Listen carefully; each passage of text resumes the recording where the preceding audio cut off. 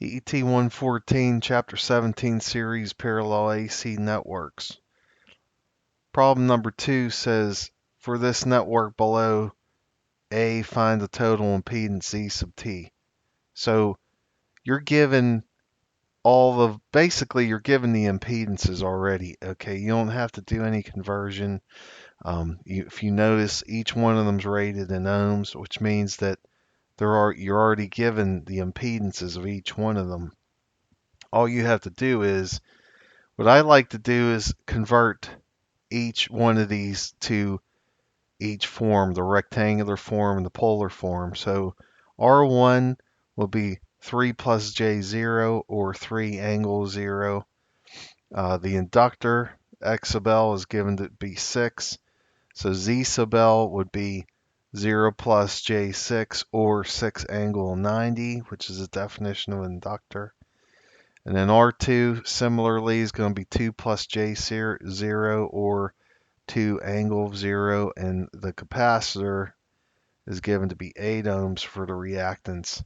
So that'll be 0 minus J8 or 8 angle of negative 90. Okay. So first thing you do is you do a parallel operation between these two.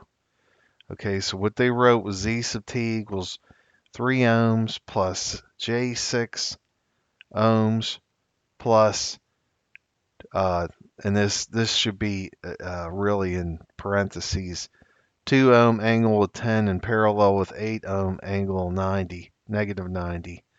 So when you do that, you do this operation first, you get 1.94 ohms angle of negative 14.04 ohms. What you have to do is take this complex number, multiply it times this complex number, and then divide by this complex number added to this complex number. You do the parallel operation to get that. You guys need to know how to do that on the calculator. So then you keep adding these back, and you're going to get, what they did here was showed this number converted to rectangular.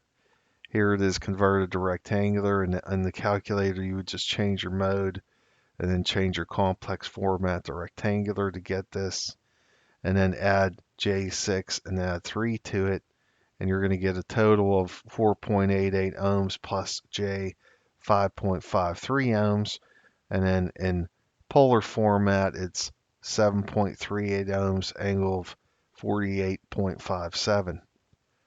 Part B says determine the current I sub S. So I sub S is going to be the input source voltage.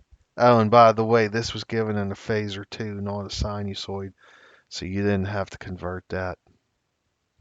So I sub S equals E divided by ZT equals 30 volts angle 0 divided by this impedance. So then it's 30 divided by 7.38 is 4.07 amps. And then 0 minus 48.57 is negative 48.57 degrees. Part C says calculate I sub C using the current divider rule. So I sub C is defined as going through the capacitor right here. Then you have your source voltage coming through here, and it gets divided right at this point. So we use the current divider rule. I sub C is going to equal IS, the source voltage coming in, times the impedance across, or the impedance of the resistor in the numerator, divided by this impedance plus this impedance.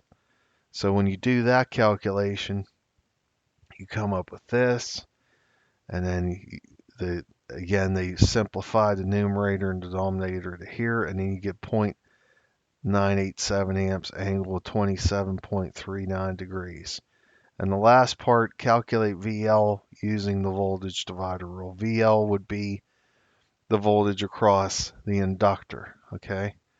So what you're going to do is use the voltage divider rule, which is going to be VL equals the source voltage times the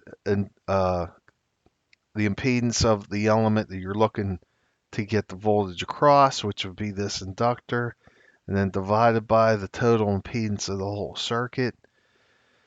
So again, when you do that multiplication and then the division, you get 24.4 point 24.4 volts, angle of 41.43 degrees.